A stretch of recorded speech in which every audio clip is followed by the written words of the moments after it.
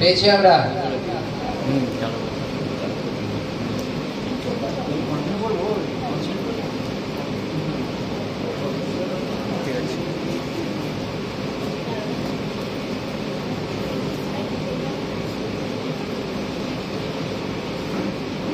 কিন্তু তিনি নীরব রহিলেন, কোনো উত্তর দিলেন না। আবার মহাযাজক তাকে জিজ্ঞাসা করিলেন, তুমি কি সেই খ্রিস্ট, পরম ধন্যের পুত্র? যিশু কহিলেন, আমি সেই। হালেলুয়া। আর তোমরা মনুষ্যপুত্রকে পরাক্রমের দক্ষিণ পাশে বসিতে, থাকিতে ও আকাশের মেঘ সহ আসিতে দেখিবে। তখন মহাযাজক আপন বস্ত্র ছিঁড়িয়া কহিলেন, আর সাক্ষী আমাদের কি প্রয়োজন? তোমরা তো ঈশ্বর নিন্দা শুনিলে, তোমাদের কি বিবেচনা হয়? তারা সকলে তাহাকে দোষী করিয়া বলিল, এ মরিবার যোগ্য। তখন কেউ কেউ তাহার গায়ে থুতু দিতে লাগিল এবং তাহার মুখ ঢাকিয়া তাহাকে ঘুষি মারিতে লাগিল, আর বলিতে লাগিল, ভাববানি বল না।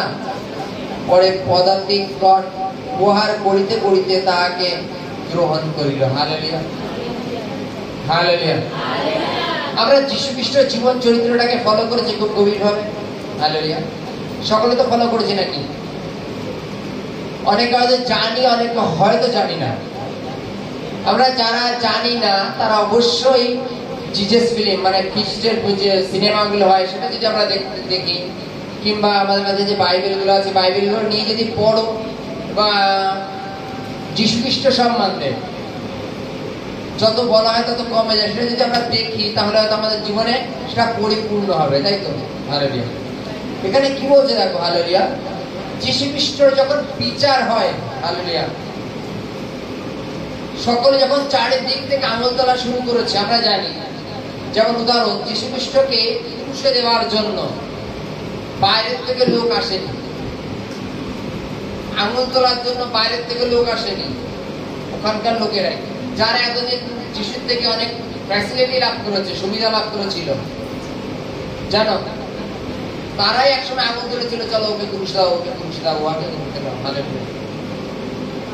আজকে যখন যীশু খ্রিস্টকে সামনে আনা হয়েছে এবং বিভিন্ন লোক বিভিন্ন ভাবে তার উপরে দোষারোপের আঙুল তুলছিল তো নাকি?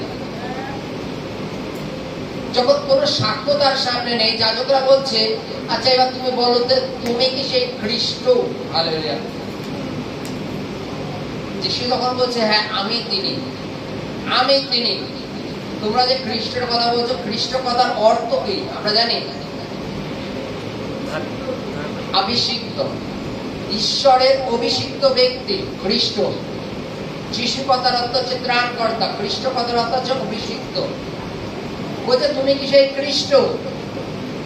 যীশু খ্রিস্ট সত্যি কথাই বলছেন যে আমি তিনি। শুধু লাইনটা বলেছে যে আমি তিনি, আমি সেই ঈশ্বরের পুত্র। সকলে বলছে দেখো, নিজে ঈশ্বর নিন্দা করছে। চলে এর দোষ যে আমরা খুঁজছিলাম, এর দোষ এর মুখ থেকেই ব্যক্ত হয়ে গেল, আমাদের আর সাক্ষ্যের প্রয়োজন নেই। আচ্ছা, যীশু খ্রিস্ট যে বলছিল যে আমি তিনি, এটা কি তিনি ভুল বলেছিলেন? সত্যি কথাই বলেছিলেন যে আমি তিনি। তার সত্ত্বেও তাকে কালবেনি ক্রুশের জন্য ঠেলে দেওয়া হলো। যীশু খ্রিস্ট তার জীবন একটা সাক্ষ্য তুলে ধরছে, মানে এক কথা ভাব বানিয়ে বলা যায়। সে বলছে আজকের পরের থেকে, আজকে যে তোমরা আমাকে ক্রুশে দিচ্ছ, আজকের পরের থেকে এই মনুষ্য পুত্রকে ঈশ্বরের ডান হাতে দেখতে পারবা। এক, আর দ্বিতীয়বার যখন আবার আগমন হবে তখন আমি মেঘ যোগে আসবো, তাহলে আমি কি?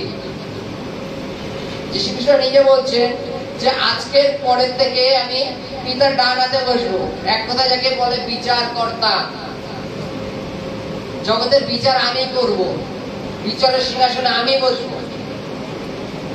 আর পৃথিবীতে যখন ধার্মিকতায় পরিপূর্ণ হবে ঈশ্বরের বক্তব্য, তখন আমি যখন আসবো আমাদের ধার্মিক গুলোকে আমি তুলে নেবো এবং পাপী গুলোকে আমি নষ্ট করে দেবো। আজকে বলছে যে আমি তিনি। তোমরা যার বিষয়ে আলোচনা করছো, যে উদ্ধারকর্তা বলো, ত্রাণকর্তা বলো, সেই ব্যক্তি হচ্ছে আমি। কিন্তু বর্তমান জগৎ আমরা এটা জানি যে যে কেউ সত্যি কথা বলে তার দোষটা বেশি হয়। মিথ্যে কথার জন্য মানে তুমি অসংখ্য মিথ্যে কথা বলো, তোমার কোনো দোষ নেই, কিন্তু যদি কোনো এক ব্যক্তি সত্য কথা বলে তখন তার প্রতি একটা দোষ হয়ে যাবে। আমরা কিছু কিছু ক্ষেত্রে আবেগের বসে চলি, যার জন্য এই সমস্যাটা তৈরি হয়। যীশু খ্রিস্ট যে নিজেকে খ্রিস্ট বলছেন, নিজেকে ঈশ্বরের পুত্র বলছেন, এটাকে আমরা বিভিন্ন ভাবে কি প্রমাণ পাইনি। কোন এক সময় বাইবেলে লেখা আছে নিকোদিম রাত্রি যোগে এসেছিলেন যিশুর নিকট। যিনি তো নিকোদিমকে, তিনি একজন অধ্যক্ষ ছিলেন, জানো তো নাকি? তিনি এসে বলছেন আপনি সেই ঈশ্বর থেকে আগত গুরু, আর আপনি যদি ঈশ্বর থেকে না আসতেন তাহলে এইরকম আশ্চর্য কাজ করার ক্ষমতা কারো ছিল না। হালেলুয়া। এক কথায় যাকে বলে যে তোমরা চিহ্ন কার্য দেখে তো বিচার করো ইনি কে। হালেলুয়া। কোন এক ব্যক্তিকে যদি চোখ বেঁধে দেওয়া হয়, মনে করো একটা আম দিল কেটে, সে মনে করো খেয়ে কেটে বলতে পারবে না যে এটা আম না আপেল, বলতে পারবে। আজকে যীশু খ্রিস্টকে তারা বিভিন্ন ভাবে পরখ করেছে, তা সত্ত্বেও তারা তাকে ক্রুশে দিচ্ছে। কেন? ক্রুশে দেওয়ার কারণ ছিল এটা যে তার বিষয়ে যে ভাববাণী বলা ছিল পুরাতন নিয়মে সেটা পূর্ণ হবার জন্য। তার 12 জন শিষ্যের মধ্যে একজন শিষ্য ইস্করিয় যুদা তার সাথে গদ্দারি করেছিল, আমরা জানি তো নাকি? একটা জায়গায় ধোঁকাদারি।